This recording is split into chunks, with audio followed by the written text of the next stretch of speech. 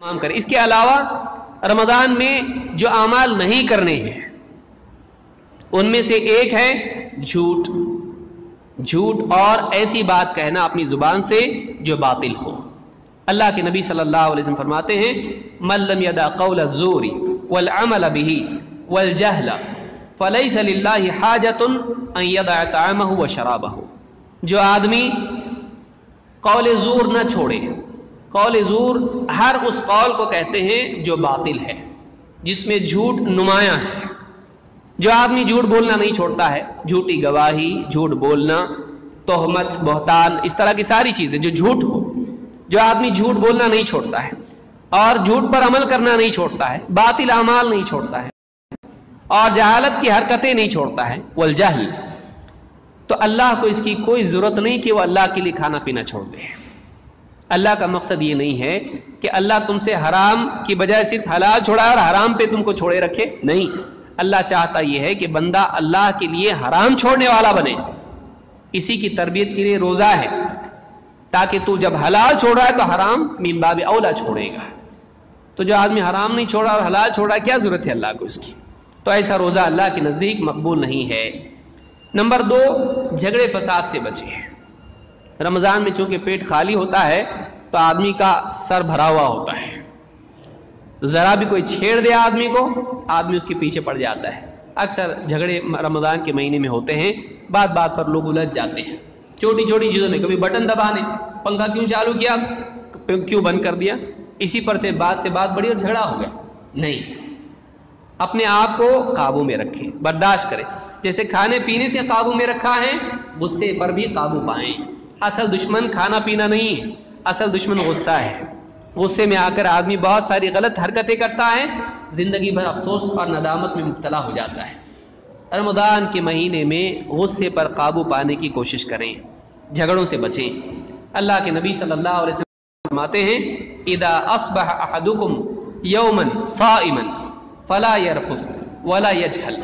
तुम में से जब कोई आदमी रोज़ादार हो तो वो अपने रोज़े के दिन में न बेहयाई की कोई हरकत करे और न जहालत की कोई हरकत करे।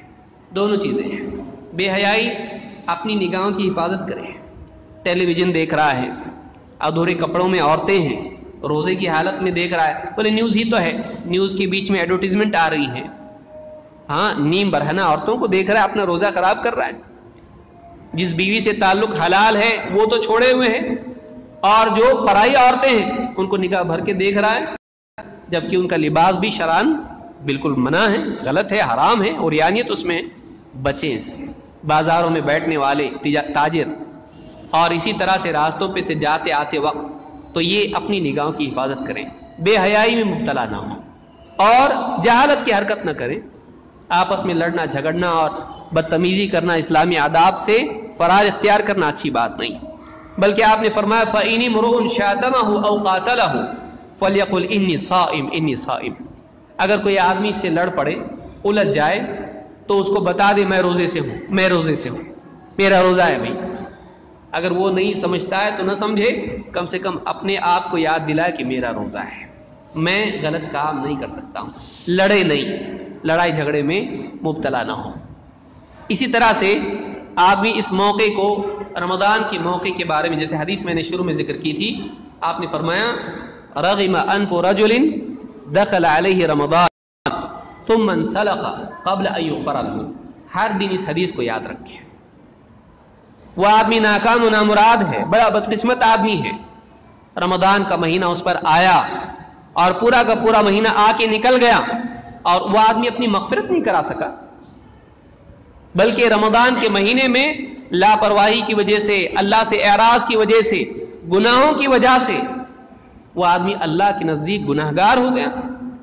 अल्लाह की तरफ से जन्नत के दरवाजे खोले गए, जहन्नम के दरवाजे बंद किए गए, लेकिन इस आदमी ने उस मौके का फ़ायदा नहीं उठाया। अल्लाह की तरफ से हर दिन पुकारने वाला पुकारता था, या बाग़ियल खैर अक़बिल व या बाग़िय शर्र अक़सिर। ए खैर के तलब करने वाले आगे बढ़, ए शर का इरादा रखने वाले रुक जा। लेकिन ये आदमी रुका नहीं और अल्लाह के नज़दीक जहन्नमी हो गया। इस हदीस को याद रखें कि बदकिस्मत है वो इंसान जो रमज़ान का महीना पाए, पूरा महीना निकल जाए और उसकी मग़फ़िरत ना हो। हर दिन कोशिश करें, कल अगर कोताही हुई तो आज उसकी भरपाई करें, कल अगर कोताही हुई आज उसकी भरपाई करें। कुरान की तिलावत, ज़िक्र, अज़कार, तौबा व इस्तिग़फ़ार और झगड़ों से बचना और निगाहों की हिफाजत करना, ज़ुबान की हिफाजत करना और फ़ुक़रा और मसाकीन पर ख़र्च करना और क़ियामुल लैल का एहतमाम करना और रोज़े के औक़ात की पाबंदी करना, दुआओं का उसमें ख़ास एहतमाम करना, ये सारी चीज़ें हैं जो रमज़ान में हमारे सामने हैं।